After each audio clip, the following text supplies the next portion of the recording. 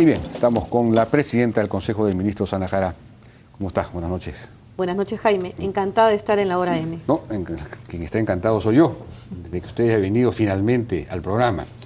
Bueno, comencemos con el tema de estas declaraciones de Mario Vargas Llosa sobre Keiko Fujimori.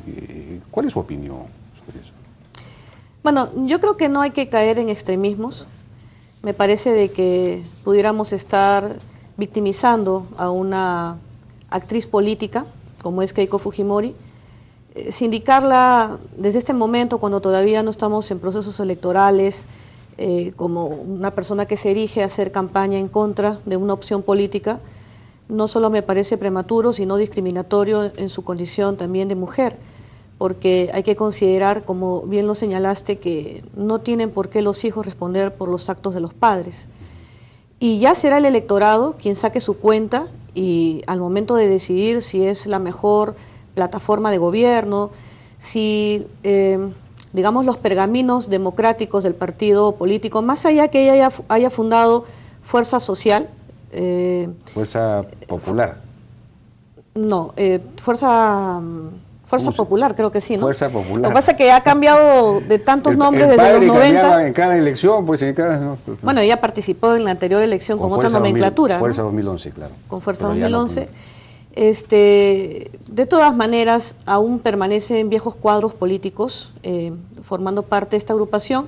Son cosas que tiene que merituar el electorado, pero que no quede de nosotros, digamos, los actores políticos, un tipo de discriminación de estas características, porque pudiéramos estar victimizando a Keiko Fujimori, y más bien aquello que él quiere producir, que es una concientización a favor o en contra de una candidatura, termine favoreciéndola. El tema de la invitación al presidente Humala a la comisión Óscar López Meneses, que ha sido rechazada por el presidente y por el ministro de Justicia, está insistiendo Juan José Díaz Dios, dice que el presidente tiene la llave del problema, que ellos tienen ya una línea muy clara, saben algo que ha pasado y él tiene que aclarar cosas. ¿Cuál es su comentario acerca de eso? ¿Por qué el presidente no iría? Bueno, ya hemos respondido a ese requerimiento formulado por la Comisión López Meneses, porque fue cursado a la presidencia del Consejo de Ministros cuando todavía René Cornejo era presidente del Consejo de Ministros. Al asumir yo, me correspondía a mí formular la respuesta. Consulté al Ministerio de Justicia, que es el asesor jurídico del Poder Ejecutivo, de acuerdo a su propia ley orgánica, y se determinó que, como ya lo han señalado diversos constitucionalistas al efecto, inclusive Valle Riestra, que como bien ha señalado no es humanista ni pertenece al Partido Nacionalista, sino que se circunscribe exclusivamente a lo que demanda la Constitución política, es improcedente convocar al presidente de la República ni siquiera para tomar su testimonio dentro de los fueros de una comisión investigadora, a no ser que el objeto de la comisión investigadora esté encauzado en aquellas figuras que regulan el artículo 117 de la Constitución, que sería la traición a la patria, impedir las elecciones regionales y municipales, impedir que sesionen los entes electorales, entre otros. Fuera de todas estas causales, el presidente de la República goza de inmunidad. Y eso no significa que como Ejecutivo no prestemos toda la colaboración del caso para que las investigaciones avancen. Jaime, acá nos estamos olvidando de que desde un momento en que se conocieron los hechos, el presidente de la República, tomando su liderazgo como jefe del Estado, adoptó la decisión de pagar el costo político, de renunciar a su ministro del Interior, en aquel entonces Wilfredo Pedraza, pasó a condición de retiro, separó a altos mandos de las Fuerzas Armadas y de la Policía Nacional del Perú.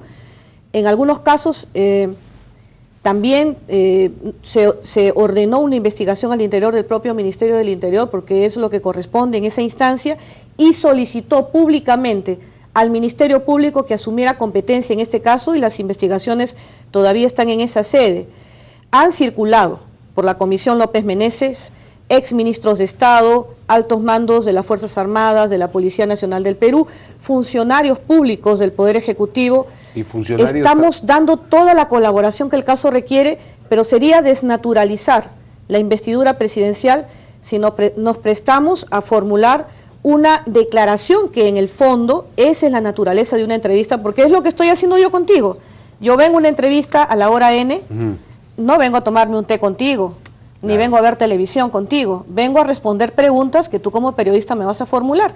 Lo propio, la comisión investigadora López Meneses haría una serie de preguntas al presidente de la República y esa naturaleza jurídica del interrogatorio solamente la puede satisfacer alguien que tiene la condición de testigo o de imputado, y ninguno de estos dos casos opera para la figura de un presidente de la República en ejercicio. Ahora, si esto tuviera que ver, por ejemplo, con las camionetas de Palacio, la utilización para los fines de resguardo de la casa de López Meneses de las camionetas de Palacio, que es una información que circula, no sé si es verdad o no es verdad, pero si tuviera que ver con eso, alguien tiene que responder, alguien de Palacio, un funcionario de Palacio de Gobierno, el secretario general, el jefe de la Casa Militar, alguien de ese nivel, digamos, ha acudido a la comisión a dar su facilidad. A ver, Jaime, a mí me parece irresponsable especular sobre trascendidos. No corresponde, por ejemplo, para nosotros como gobierno hacer comentarios sobre trascendidos. Eso como premisa.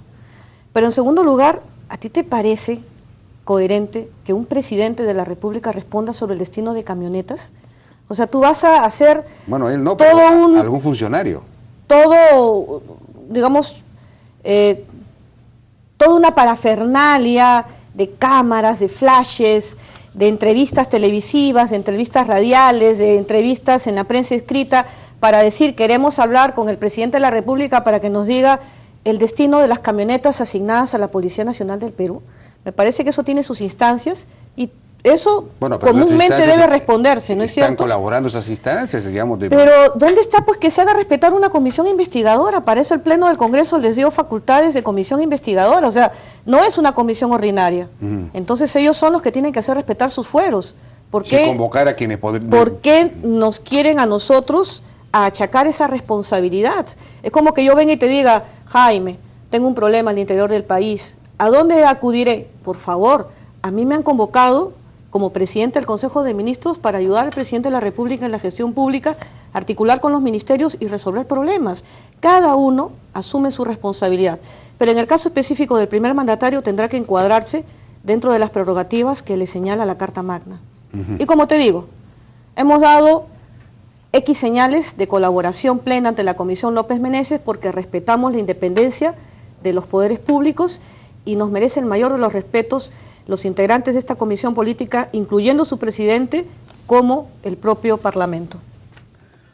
Hoy día se armó un lío y una protesta, y esto, digamos, se difundió en las radios, en las redes, en el sentido de que el propio ministro de Justicia declaró que no le parecía justo lo que se estaba pagando por Fonavis. Trascendió, en fin, uno de los miembros, el representante de la ONP ante la comisión encargada del tema, declaró que el pago sería de aproximadamente 10 soles por cada aporte, por cada mes, digamos, ¿no?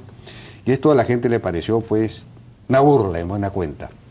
El propio ministro de Justicia se hizo, digamos, hizo eco de esta protesta, de este sentimiento. Ahora me dicen que hace una hora ha dado marcha atrás, no sé, he dicho que ya le han explicado cómo es la cosa. ¿Qué explicación nos puede dar usted? Bueno, en principio la ciudadanía, por intermedio de Canal N, debe saber, Jaime, que este gobierno, el gobierno del presidente Humala, se ha comprado la responsabilidad de acatar el fallo del Tribunal Constitucional. Y la pregunta cae de madura, me dirán, es su obligación.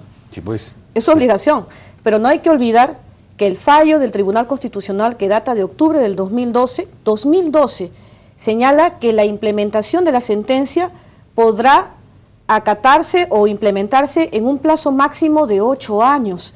Si la sentencia data del 2012, tendríamos hasta el 2020 para poder cumplir con la devolución de los aportes de los fonavistas, pero lo estamos haciendo.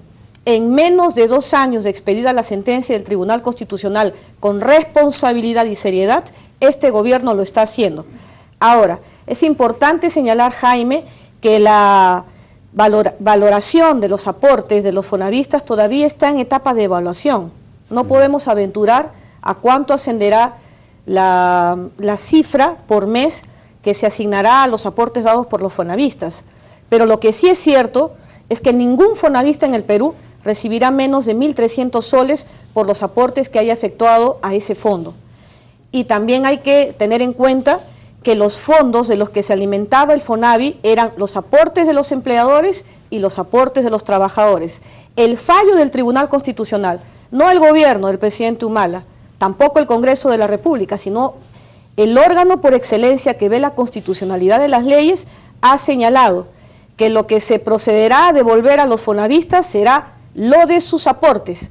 Lo de los empleadores forma parte de un fondo social compensatorio destinado para los fines de vivienda, que será ya la segunda etapa de esta devolución de los aportes al FONAVI.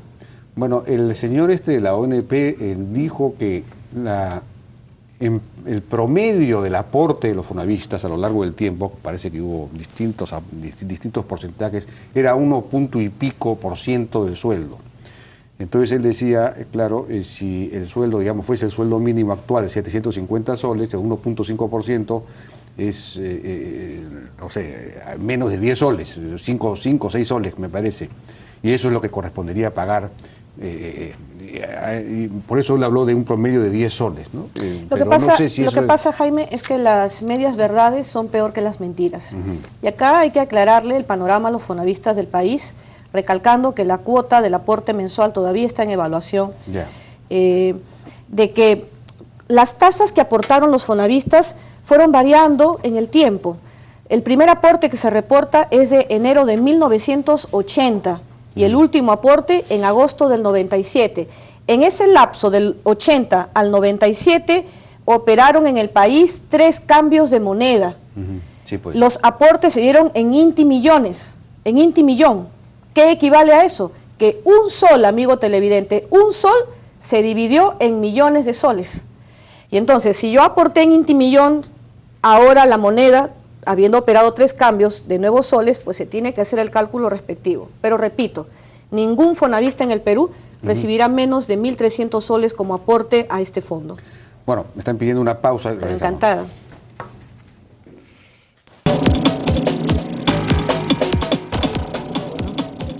Seguimos conversando entonces con la presidenta del Consejo de Ministros, Ana Jara. Un tema que se sigue arrastrando es el asunto de la huelga de los médicos. Se ha dado inicio, según se anunció ayer o antes de ayer, ya al proceso de sanciones. ¿En qué está eso? ¿Ustedes tienen información acerca de cómo se va a resolver finalmente este asunto? ¿No se va a resolver nunca? Es decir, el gobierno ha dejado claro que no puede atender esas demandas. ¿Son demandas de tipo ideológico o tienen alguna justicia? Hay de todo un poco, Jaime. Hay de todo un poco. Pero acá lo importante es que no retrocedamos en la reforma de Estado en el área de la salud. La reforma de salud nos ha costado mucho y no podemos dar marcha atrás. Y parte de los planteamientos de la Federación Médica, de los dirigentes, porque yo estoy segura que muchos médicos al interior del país hace tiempo han querido retomar sus labores, pero los dirigentes quieren subliminarmente volver atrás en la reforma de salud, al pedir la reposición de determinados artículos de la Ley General de Médicos, dada en el gobierno de Alan García, y que esa señala los niveles precisamente que tienen los médicos, la denominación de compensación y no pagos, etcétera, y en eso no podemos retroceder. Por otro lado, hemos ido cumpliendo a lo que nos obligamos cuando empezamos en esta reforma de Estado, en esta primera etapa de la reforma. En esta estructuración hemos querido nosotros establecer los pilares de la meritocracia y de una efectiva calidad de atención a los médicos con una mirada al interior del país, porque había una disparidad en cuanto a los ingresos de los médicos capitalinos con los médicos del interior del país.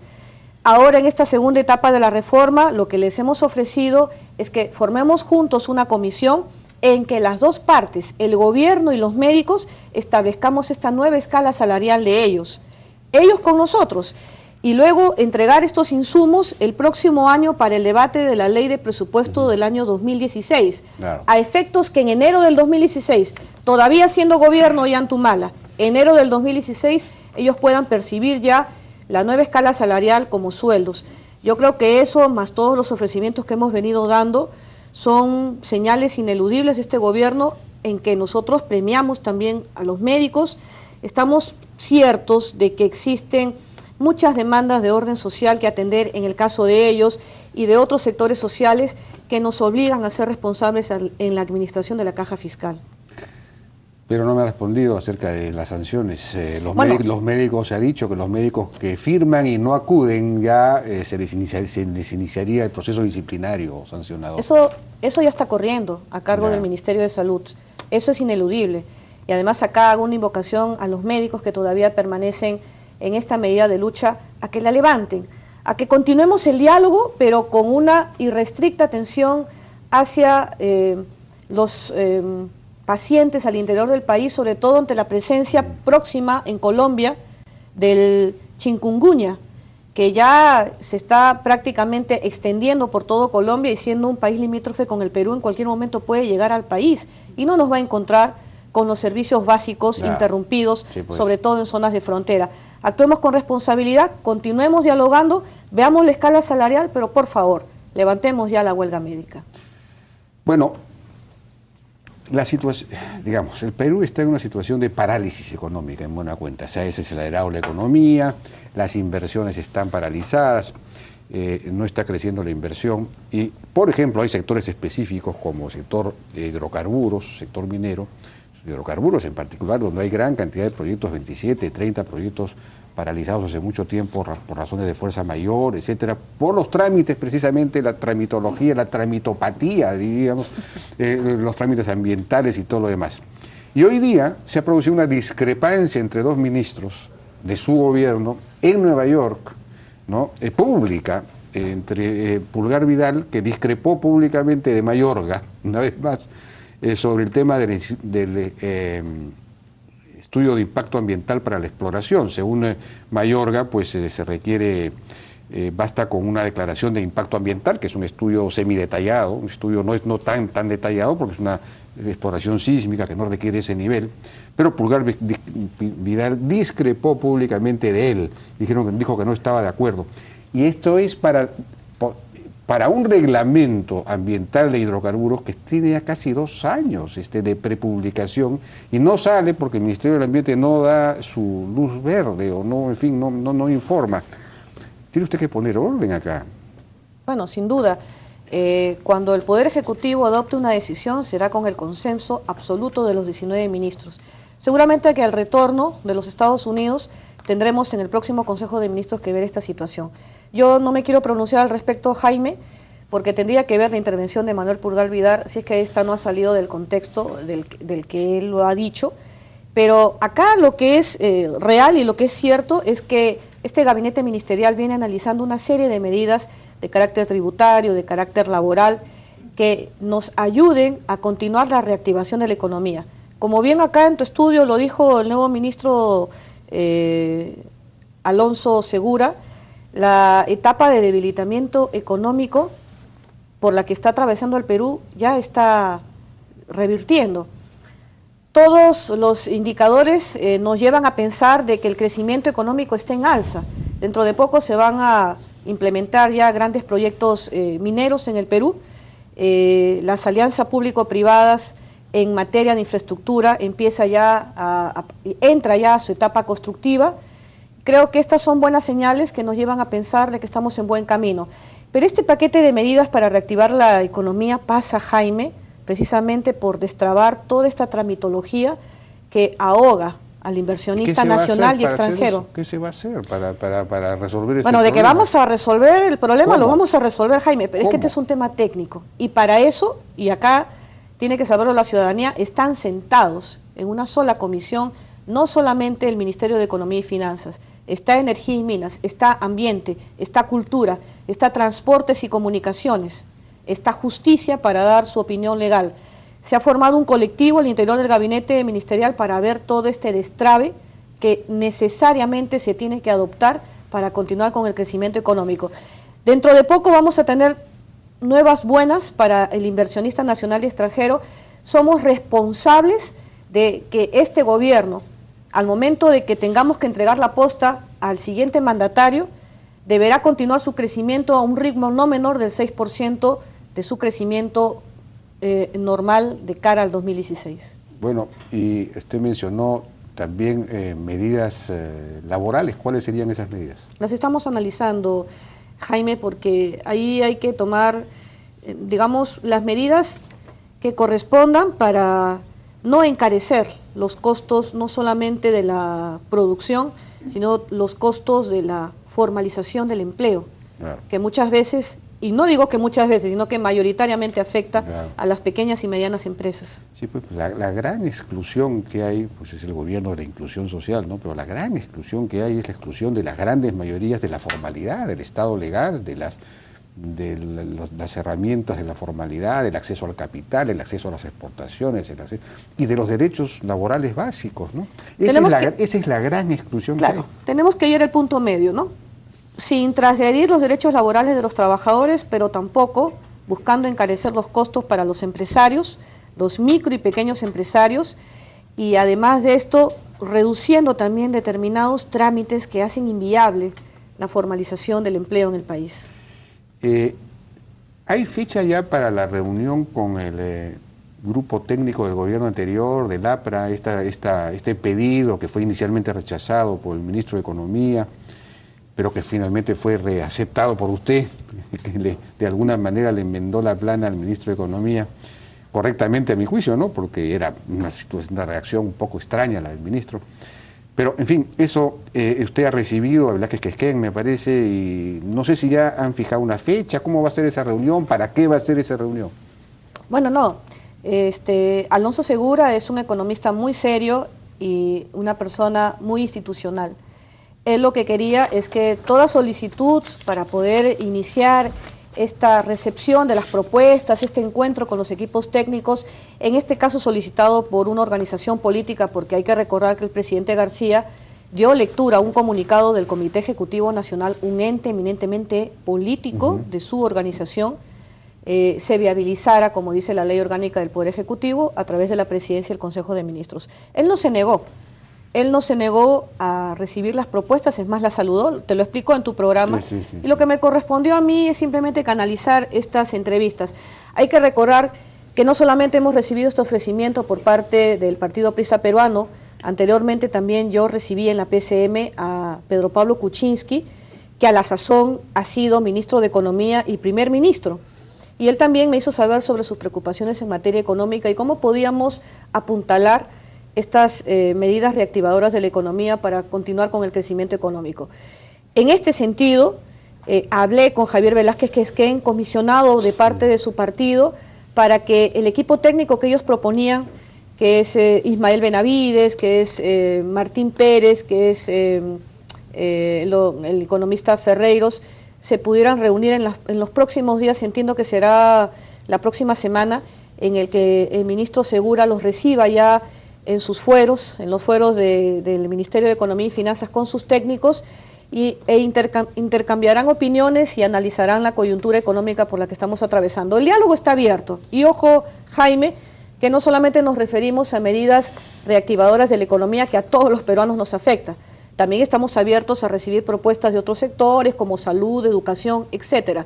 Lo viabilizamos a través de la PCM y de lo que se trata es de empujar el carro, en este caso, si me permites estos términos, llamado Perú, para que podamos seguir fortaleciendo nuestra economía nacional. ¿Usted tiene o va a desarrollar un programa de conversaciones con otras agrupaciones de manera sistemática, o es una cosa que, digamos, no tiene mucha prioridad? No, el diálogo, Jaime, siempre ha estado abierto. Hay que recordar que para la obtención del voto de confianza, yo misma fui al Parlamento a reunirme con todas las bancadas, y todas las bancadas son en buena cuenta, salvo excepciones, confluencias políticas.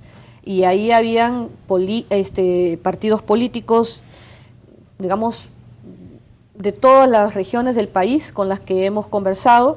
He recibido en la PCM distinguidas personalidades, he conversado con distintos ministros de Estado de otras gestiones y estoy recibiendo los insumos que ellos me vienen dando. Para esto no se necesita la parafernalia de las luces y los flashes. Lo estamos haciendo y lo estamos haciendo de una manera muy responsable. En este gobierno, y por lo menos mientras yo esté aquí por voluntad política del presidente Humala, en el premierato siempre habrá el camino del diálogo, del intercambio de opiniones, y también podemos disentir, porque no siempre vamos a estar de acuerdo en una sola posición, pero en democracia es válido el intercambio de opiniones.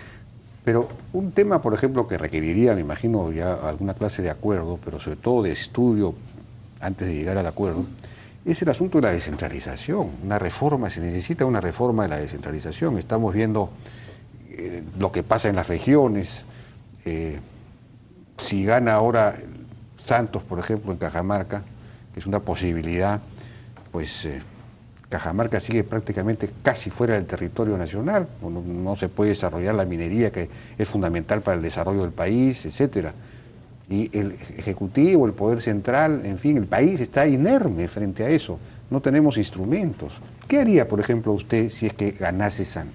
Bueno, en principio nosotros estamos reformulando nuestros mecanismos de control con los gobiernos subnacionales. En la sede de la Presidencia del Consejo de Ministros tenemos esta comisión de alto nivel anticorrupción llamada CAM, en la que en una articulación con la Contraloría General de la República, el Ministerio Público, el Poder Judicial y otros entes de control, entre los cuales está la Unidad de Inteligencia Financiera, lo que buscamos precisamente es hacer una labor preventiva frente a conflictos sociales que tengan que ver por actos de corrupción, y eso nos demanda de parte del Ejecutivo un compromiso, como lo anuncié hace 2 días en un evento internacional organizado por la Contraloría General de la República, en el que en el presupuesto del sector público para el 2015 hayamos destinado una cantidad de millones de soles para que el personal adscrito a las entidades públicas, los órganos de control institucional denominados OSI,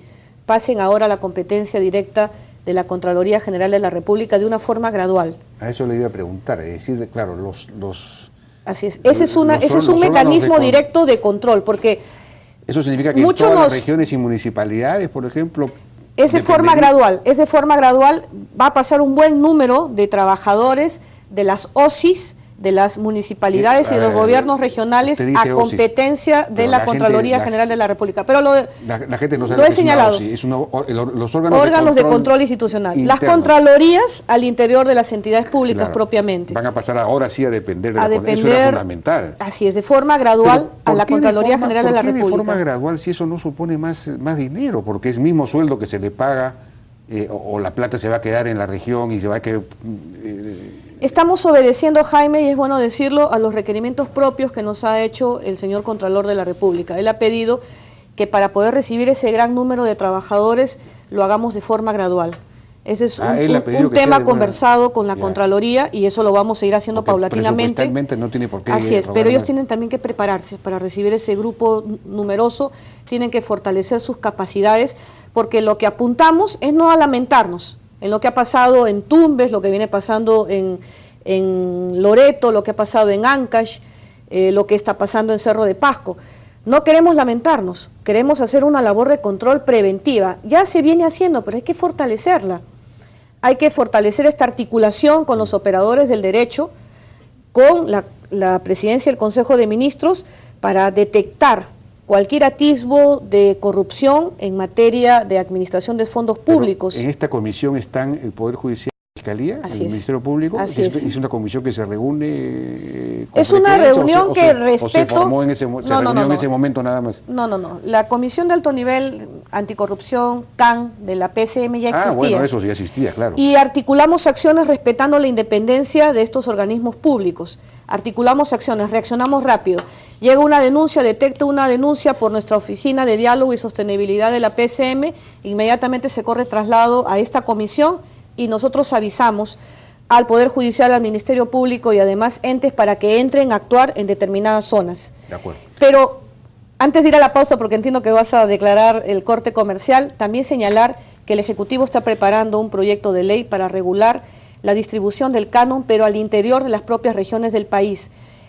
También eso nos ayudará a evitar actos de corrupción como los que vemos viendo en algunos distritos y provincias del país, donde ahora, con fines electorales, se están produciendo muchos conflictos sociales, pero que el fondo de todo esto, o los entretelones de todo esto, es la administración de ese canon. De acuerdo. No, sí, eso es así. Eso es más que evidente, ¿no? Claro. Ahora, y rápidamente, el problema pues es tremendamente complejo porque lo que está pasando en el país es, digamos, estamos yendo hacia una feudalización política creciente, los partidos tienen cada vez menos presencia, en cada elección regional y municipal los partidos están presentes, ganan menos elecciones, menos municipalidades, son los movimientos locales, regionales los que tienen cada vez más. Entonces ahí se requiere también una reforma política. En fin, ya son planteamientos pues que... Pero estamos dando pasos, fortaleciendo la labor de control de la Contraloría, fortaleciendo la Comisión Anticorrupción de la PCM, este proyecto que regulará el canon al interior de las propias regiones, y lo que ya, no sé si se habrá votado, porque me viene camino a Canal N en el Pleno del Congreso de la República, que es la no reelección inmediata, por lo menos, de los presidentes regionales. Eso nos va a ayudar mucho a que no se formen estas pequeñas bandas organizadas que entran a saquear los fondos de los gobiernos regionales. De acuerdo. Que no son en todos los casos. Hay que decir que existen presidentes regionales probos y honestos, ahora como también autoridades municipales. Se transfirieron prácticamente todas las funciones del gobierno central, del Ejecutivo, menos la policía, relaciones exteriores, ¿no? Y en algunos casos, bueno, en muchos casos no estaban, digamos, preparados para recibir esas funciones. En otros casos quizás no sea lógico que se transfieran, porque mejor se ejecutan desde el centro o se ejecutan, no se ha definido bien en qué nivel se ejecutan. Entonces ahí se requiere un equipo técnico muy fuerte en la PCM que pueda hacer un análisis de lo que llaman la cadena de valor de cada función y qué cosa corresponde mejor a cada nivel. Estamos, digamos, funcionando de manera muy empírica, ¿no? Estamos trabajando en eso y con seriedad y con participación de los actores involucrados en este tema. Pero hay que entrar a fortalecer también las capacidades de los gobiernos subnacionales. No debemos satanizarlos por la actuación ilícita de determinados representantes políticos de las regiones y de las municipalidades. Hay que entrar a fortalecer las capacidades, pero también a tomar mecanismos de reajuste de esto que ha sido el proceso de descentralización tan prematuro para un gobierno democrático que recobró la democracia recién apenas en los años 80, ¿no? Bueno, 2000. Y 2000, con una interrupción de una década. Bueno, no fue tan, más o menos. Vamos a una pausa y regresamos.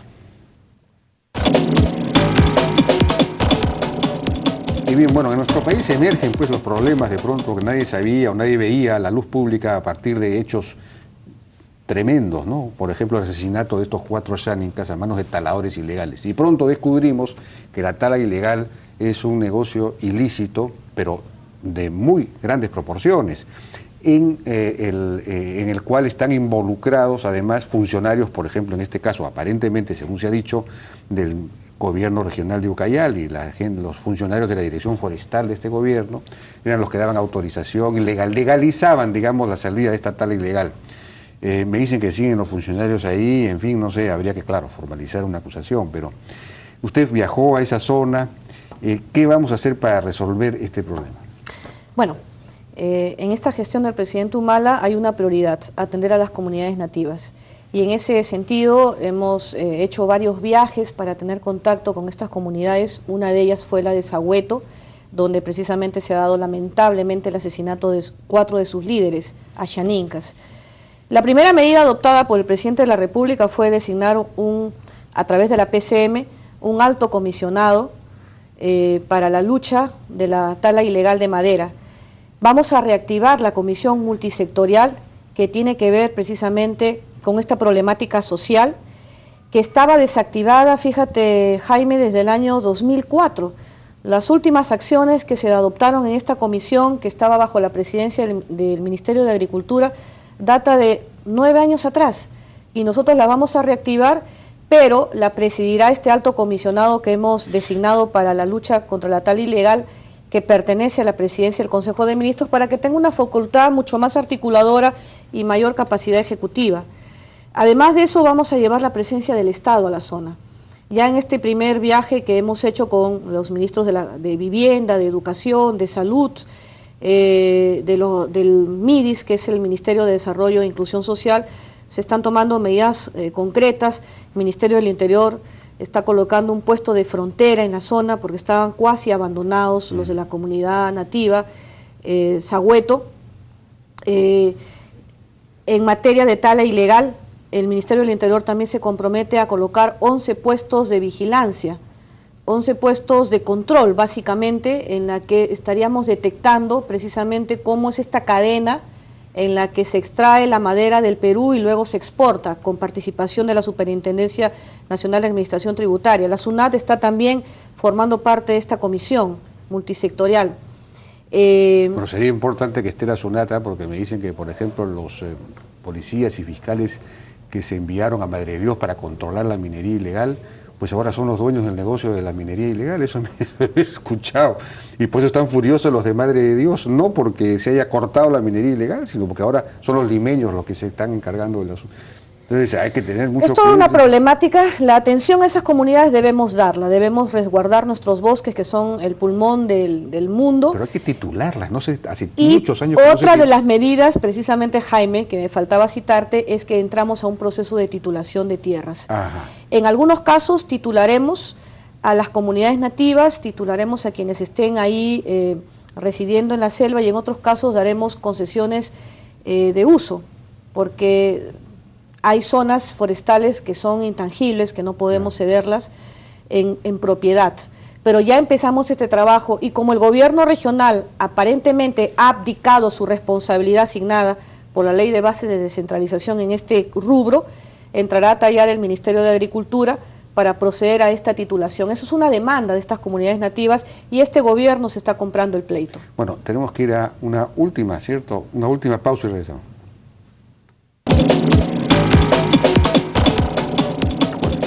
Bueno. Me hacían una consulta por las redes sociales, Jaime, porque tanto a la Hora N como a Jaime de Altados como a Ana Jara también le formulan consultas en las redes sociales en esta entrevista. Y quiero decirle con respecto al tema Fonavi a todos los televidentes, sobre todo a nivel nacional, que el promedio de lo que recibirán los fonavistas está por encima de 1.300 soles. Ese es el promedio de lo que recibirán los fonavistas, por encima de los 1.300 soles. Porque no queremos generar falsas expectativas tampoco. Claro. Yo no he dicho que ese sea el techo, pero debe ser el promedio de lo que ellos van a recibir. Correcto. Hubo un bloqueo en Pichanaki, sí, de la gente de Pichanaki contra unas exploraciones de Pluspetrol. Parece que hay unos yacimientos de gas que digamos, dejarían chicos a los de Camisea, pero hay la oposición de este grupo. Sin embargo, las comunidades nativas sí estaban a favor. Dando un ejemplo de civismo, de ¿no? civismo, nuevamente, no sé si son los ayánicas, nuevamente, que esos son los grandes partidarios de la institucionalidad. Los ayánicas son una cosa extraordinaria, se enfrentan al narcotráfico, se enfrentan a la tal ilegal, a estos ambientalistas radicales. Bueno, las buenas nuevas, Jaime, es que en horas de la tarde finalmente estos protestantes, entre comillas, declinaron de su medida de fuerza y levantaron su paro. Dicen que es, digamos, una medida temporal, entre tanto se entabla un diálogo con la PCM, pero acá lo que no tiene que perder de cuenta la ciudadanía es que este paro en Pichanaki es con fines estrictamente políticos. Quienes formaban parte de este colectivo que tomó el puente que impedía el acceso a Satipo, están postulando a cargos de elección popular en sus zonas. Y más bien los ciudadanos y las comunidades nativas que veían peligrar sus negocios y el libre tránsito en la zona se oponía a esta medida de lucha. Y creo que ellos han visto que esto iba decantándose y han finalmente depuesto su medida de lucha sin que esto no signifique que se va a sostener un diálogo, pero hacerles entender que esa pretendida contaminación que aluden no está al Jaime, porque en principio, como bien los han notado, no es una exploración petrolera, sino gasífera, y está a 200 kilómetros de la zona que ellos pretestan estuvieran contaminada, a 200 kilómetros de la misma. Hay que tener en cuenta todos estos factores y resaltar la conducta cívica de los ciudadanos de la zona que no han dejado esta vez que esta medida de lucha se sobreponga a su voluntad popular. Bueno, la Asociación Regional de Pueblos Indígenas de la Selva Central, hay un comunicado firmado por Lyndon Pichagua, que es coordinador denuncian al sacerdote Ricardo García, párroco de Pichanaki, que es el que viene asusando y en fin, es toda una denuncia, bien, pero en fin, ya por lo menos... ellos salieron a declarar oportunamente, han perdido el miedo, están peleando y están haciendo respetar su independencia y su derecho también a la paz social y a ejercer el comercio y sus actividades económicas a las que todo ciudadano tiene derecho. Hay varios temas que se nos han quedado pendientes. En el tintero, pero por ejemplo, una reforma fundamental que hay que reconocer ha empezado este gobierno es la ley de servicio civil, que eso permitiría profesionalizar, meritocratizar el Estado, digamos, si existe esa palabra. Pero no se ven avances, es decir, ¿cómo estamos en eso? No, sí, ya se va acentuando. Tenemos una escuela para servidores públicos en las que precisamente Servir está capacitando para perfeccionar la calidad del servicio que se presta hacia la ciudadanía. En el presupuesto general, en el presupuesto de la República para el 2015 también se ha priorizado fondos para Servir, para que continuemos avanzando en este trabajo de establecer una nueva escala también salarial para ellos, pero establecer funciones específicas, porque acá lo que se tiene que determinar es la responsabilidad en razón del cargo, no de la persona que lo ejerce. Y estamos avanzando y yo le voy a pedir a Juan Carlos Cortés, que es el director ejecutivo de Servir, que venga acá a Canal N y explique el estado en que estamos ahora de cara al 2015 en cuanto a la reforma del servicio civil. Por último, ¿cómo vamos a hacer para recuperar la minería de Cajamarca para el Perú? Es decir, ¿cómo vamos a hacer para recuperar, para que haya la inversión? Es una responsabilidad del gobierno también, ¿no? Porque esto es algo que el país necesita, sobre todo en este momento de desaceleración. Bueno, había un descreimiento por parte de la población cajamarquina respecto a la presencia de proyectos de inversión en materia minera, y nosotros hemos tenido una clara presencia como Estado en la zona. Nunca como antes en materia, por ejemplo, de electrificación se invirtió en Cajamarca. Nunca como antes proyectos de saneamiento de agua y desagüe entraron a Cajamarca. Nunca como antes se ha construido pistas y veredas en Cajamarca y otros proyectos también de cuenta de estos inversionistas que están construyendo reservorios de agua, están proveyendo de agua al campesino de Cajamarca para devolverle la fe de que sí puede haber una minería responsable. Yo estimo, Jaime, que la cordura finalmente retome al pueblo de Cajamarca y nos permita avanzar. Esto sin que haya derramamiento de sangre como lo ha hecho el gobierno de Ollantaytamala. Hemos actuado con mucha responsabilidad, hemos entrado a persuadir a la ciudadanía que solamente a través de la inversión podemos generar las oportunidades de trabajo, solamente a través del empleo privado podemos nosotros sacar de la pobreza y de la pobreza extrema a los ciudadanos. Y la articulación que tenemos como gobierno central ahora con el nuevo mapa político que se dé a partir de enero del 2015, estimo que lo lograremos, independientemente quién gane la presidencia regional de Cajamarca, porque no hay que perder de cuenta que otros actores políticos tanto más importantes que el propio presidente regional son los alcaldes, y los alcaldes han dado muestras de responsabilidad, los que todavía están en el ejercicio de sus cargos en el 2014, de permitir que el Estado ingrese con estos proyectos de inversión, de infraestructura básica, de electrificación, pero también los programas sociales, porque el Ministerio de Desarrollo e Inclusión Social tiene una presencia muy activa en esa región. ¿Y usted no iría a la zona a tratar de persuadir, al fin, a predicar este asunto para que retorne la inversión, y que es algo que los va a beneficiar a ellos y a todo el Perú? Por supuesto. Yo en mi calidad de presidenta del Consejo de Ministros voy a todo el Perú. Acá no existen islas en el país, somos un gobierno unitario y respondemos a políticas nacionales de un gobierno que tiene un presidente de la República y que se deben articular acciones con todas las regiones. Pero esperemos que pase este proceso electoral para no interferir. Ya tendremos un nuevo mapa electoral y no hay que subestimar a la ciudadanía. Yo estoy segura que al momento que expidan su voto, pensarán en el futuro de sus hijos.